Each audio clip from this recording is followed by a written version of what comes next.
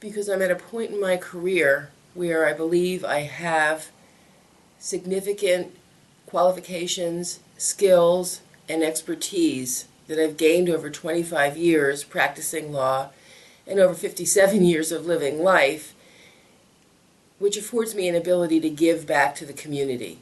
I really believe that I can be a great judge and that I can also continue to work for the community in a lot of endeavors with the charitable organizations I've been involved with and others, using the influence you have as a judge to improve our community.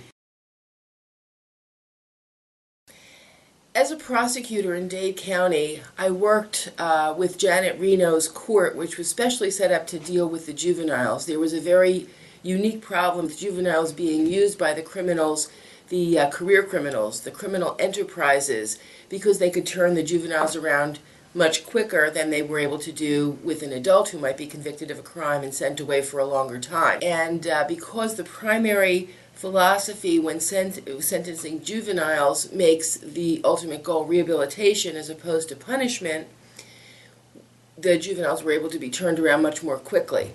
And the problem we had is that there were so many kids committing violent crimes, typically in other communities only seen in being committed by adults. And in working in that system, it became very apparent that by considering alternative programs for these kids, which would keep them longer, they had, number one, a better chance of being rehabilitated, and number two, they were kept off the streets longer.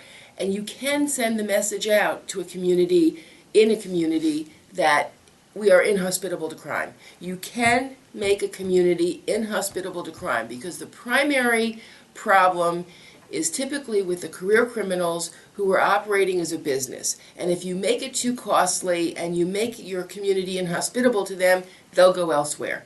And I've seen it. I know it can be done, and I believe we're on the road to doing it in Berks. There's a component that must be supported by the bench, obviously.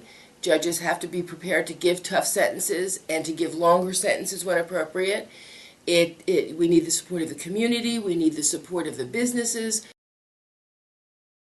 A lot of people ask that question because clearly the people who are what we call recidivists or repeat offenders are the ones that people are most concerned about. Number one, those repeat offenders almost always have a long record going back to when they were juveniles. Again, it's so important in the juvenile aspect of the court, the juvenile division, to start looking at these kids and seeing what's available to rehabilitate them and set them on the right track, a different track than obviously the one they're on. That's number one.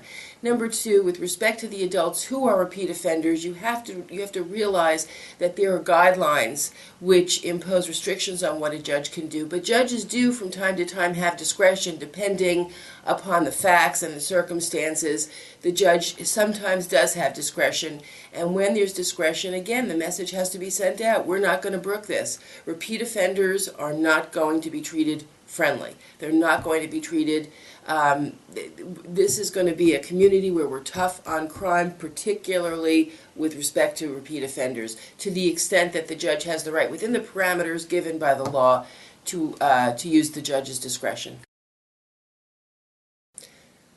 I can't urge people enough to please get out and vote on Tuesday, November 5th.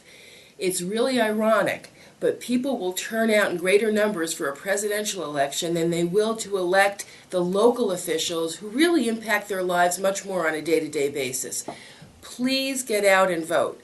Obviously, I would love for you to vote for me. I'm asking you to vote for me. I believe that I'm qualified and have the best experience and background and skills to serve as your next judge. But the most important thing is to please get out and vote. Such a small percentage of people will actually get out and vote in this election. Please turn that around. Please get out and make your voice heard.